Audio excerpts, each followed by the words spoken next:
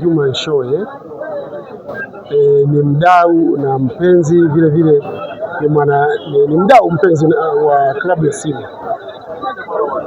Katika hili ambalo limetokea, hizi ni taratibu za kawaida ambazo zipo katika klabu ya Simba.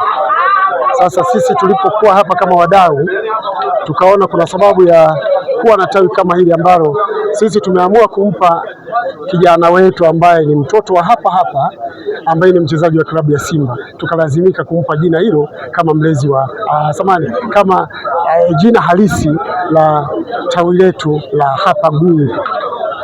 Kumbe hatukuona vibaya sisi hili tawi kuliita tawi la Yusufu Kagoma.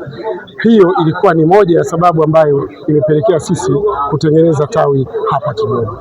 Lakini vile vile hiki kitu tunakifanya katika misingi ya kutaka kuendeleza na kuinua swala la michezo katika mkoa wa Kigoma. Haipendezi sana kuona mkoa wa Kigoma tunakuwa na mchezaji mmoja peke yake ambaye anachezea vilabu vikubwa. Tulikuwa na wachezaji waliopita muda mrefu, lakini tunaona kizazi kinachofuata kama kinakwenda kupotea. Tunakosa watu wa asili wa hapa ambao wanaweza kuchezea vilabu vikubwa. Lakini sababu kubwa ni nini?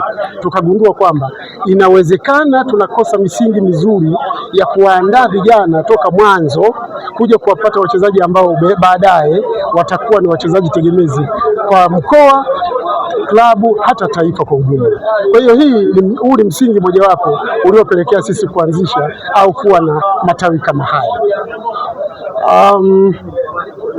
Kubwa kabisa ambalo ningeomba kwa vyama vyote vya michezo yote, haijalishi ni mpira wa miguu, haijalishi ni netiboli, haijalishi ni basketi na kadhalika, kimsingi wawe na utaratibu mzuri kivyama, kuviambia vilabu husika viweze kufanya scouting au kuwa na watoto wadogo ambao wanaweza kwa baada ya muda mrefu wakawa ni wachezaji ambao ni tegemeo la taifa letu.